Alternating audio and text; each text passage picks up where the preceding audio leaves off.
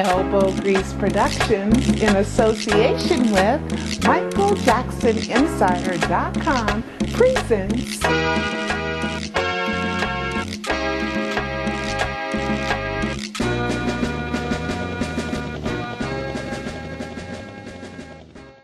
I'm so glad you guys are here. Okay, love you guys, really. Okay, I didn't think I was going to be able to make it, but I was able to make it today to the Robson Safechuck hearing. I don't know if this is the first one, but it's the it's one of the first ones. And basically, it's a hearing to see if this can be heard by the court. Right now, we know that Mitchell Beckloff has been the one that's doing all the estate stuff. He is a probate judge. So he is the one that anything that has to do with the estate, custody, guardianship, money, bills, debts, budgets, accounting, he does everything that has to do with the estate. So a lot of people were kind of confused on you know, the estate. Why is Mitchell Beckloff handling everything? Well, Michael is, by the courts, Michael is dead as far as the state of California is concerned. So right now, everything goes through the estate, which goes through probate. And probate is still open. Probate has not closed, and probate cannot close until all the affairs of the estate have been handled. And when it is closed, then people start getting chunks of money. And so far, we know no chunks of money. I'm not talking about debts, bills, living expenses. I'm not talking about the stuff that is supposedly provided for in the will or the trust. I'm talking about inheritance, money to go to charities.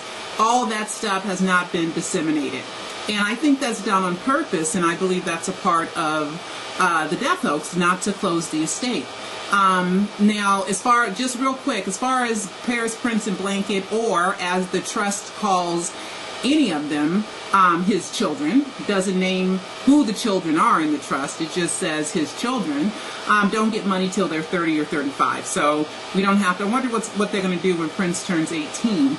I'm not sure, I have to reread the trust. But anyway, Mitchell Beckloff is the judge handling all affairs of the Michael Jackson estate. So now, Wade Robson and James Safechuck have filed a claim against the estate. Now, this is not a civil trial, and this is not a criminal trial. But Gradstein, who is the attorney for Robson, Safechuck, and Quincy Jones, isn't that funny? Remember, Quincy Jones was suing the estate because he wasn't getting his royalties from the Michael Jackson 1 and the Immortal Tour and stuff like that. I don't know what happened with that, if that's been closed or not. But anyway, let me tell you. So I got there about 9, and I was, oh my God, I was late, so it was hurry up and wait, because the trial didn't really start until around 9:30, the hearing with them. Didn't start. Howard Wiseman, many of you guys know, he was also part of Michael's legal team in the 1994 Jordy Chandler scandal, which ended up in a settlement, which just catapulted into all kinds of problems with Michael, and people thinking, if I lie, I can get $20 million. Which there has been rumors that Michael's insurance paid for it, because we know Lloyd's of London, when you're on tour, you have to be insured for everything. And but the terms of that that agreement, that settlement agreement, is confidential, so nobody really knows what it says in there. Also, it said that Michael did not admit to any guilt. So anyway, Mr. Gradstein, the attorney for Safechuck and Robson, he is arguing that even though the statute of limitations has run out 3 different ways, okay? 3 different ways the statute of limitation has expired. It expired because as of the earliest rememory, he didn't want to say repressed, he wanted to call it compressed. That's a word Gradstein used, memory. It was March 2012. So as of March 2012, you have 60 days to file a claim. After you remember that somebody molested you, you have 60 days to file a claim. Well, he didn't file a claim until the next year, which was May of 2013, but it wasn't officially claimed until August 2013, I believe. I'm not sure if it's 12 or 13. I have to go back and review. The reason why I do is because I know that the media blitz started in 2013. You're welcome, Susie, in 2013. But when he first talked to, started having problems or memorizing or saying that Michael had conned him or threatened him and his family, that if he ever told that, there'd be danger to him and his family. So the 60 days has expired for him to tell after he remembered. Also, the statute of limitations for filing a claim against the estate is 1 year. After you are aware that someone died, you have a year. And then there is a 7 or 10 year after you turn an adult to file a claim. Okay, and I think it's 7 years. So all those three things have expired. So the court right now is deciding whether they can even bring a case. Okay, so there's a term that they kept using, and the term was equitable estoppel. So if somebody knows what that means, you can look that up. I meant to look it up, but I was so busy trying to promote this that I didn't get a chance to look that up. Equitable estoppel. Okay, well, what I understand that to mean is even though statutes of limitations has expired, there are extenuating circumstances where you make exceptions to the rule. Okay, so they kept talking about this 9103, and they were doing all these legal numbers and all this other stuff. Well, the estate, and that's what the estate argued. Okay, the estate argued we shouldn't even be here. Okay, all statutes of limitations have expired, and this is ridiculous. The Gradstein is saying, well, he didn't remember till he remembered. And he had this prison, he was imprisoned in his mind with this compressed memory, and this compressed memory just, all of a sudden unlocked itself March 2012. So when it's March 2012, all heck breaks loose, and he goes crazy, and he basically remembers all this stuff. Now he is suffering emotional damage and emotional harm. Well, that is only, they were saying, the estate was saying, that is only good if it's a criminal case. But right now it's not a criminal case. It is a claim against the estate. Now, also what they're arguing, the estate is arguing, saying that also this can't be brought up in court because they work for the estate, the heirs of Michael Jackson. They don't work for Michael Jackson. So the heirs of Michael Jackson should not be punished because of the acts of Michael Jackson. So that was another thing, saying, look, we serve the interests of the heirs of the estate. We don't serve the interests of a man that's deceased. Okay? So that was another argument. Now, the judge did say, I will not be making a ruling today on whether this can be heard or can't be heard. And then there was the topic of discovery. So the plaintiffs right now are saying, look, we want to look at all the stuff. We want to see everything. So release everything to me so we can look through it and see is there anything we can use against you. And right now, the estate is saying, we ain't showing you nothing. Okay, find your own stuff. Okay, so also the plaintiff wants the estate to admit that they know of Michael's sexual abuse to children. And the estate is like, we don't know nothing. We never saw it. What are you talking about? How are we supposed to know if Michael abused someone? So they went back and forth, and they talked about, well, what about Jordy Chandler, and what about Gavin Arvizo?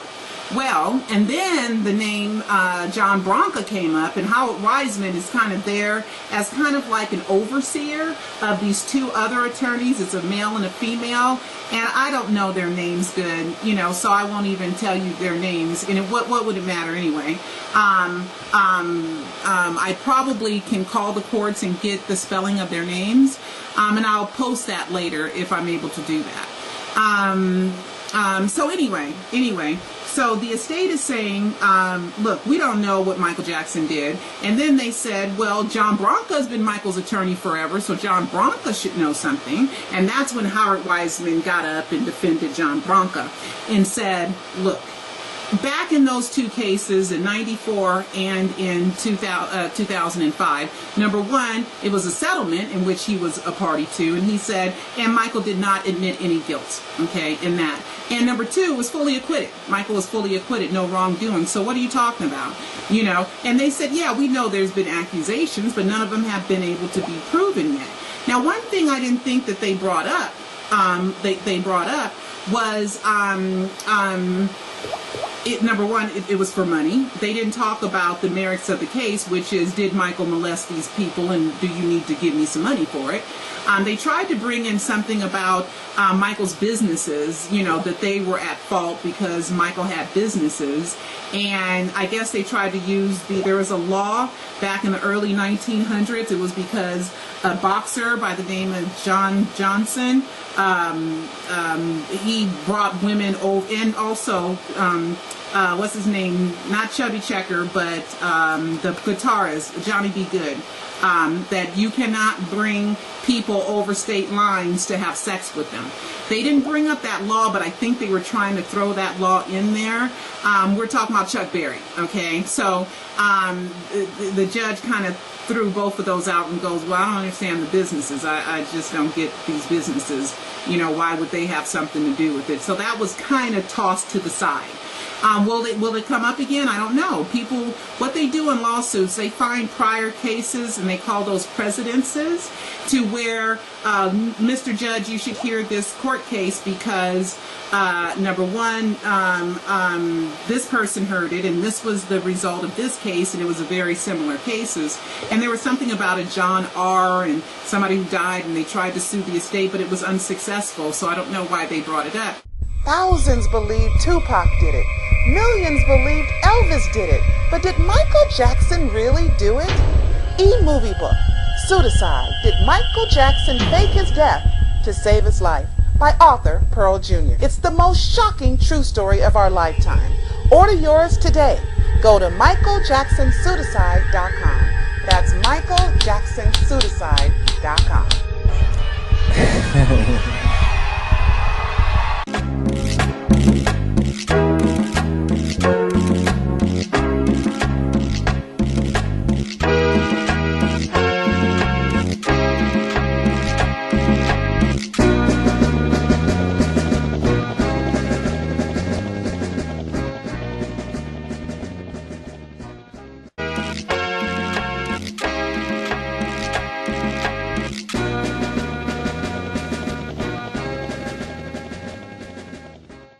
I'm so glad you guys are here. Okay, love you guys, really. Okay, I didn't think I was going to be able to make it, but I was able to make it today to the Robson. Why is Mitchell Beckloff handling everything? Well, Michael is, by the courts, Michael is dead as far as the state of California is concerned. So right now, everything goes through the estate, which goes through probate. And probate is still open. Probate has not closed, and probate cannot close until all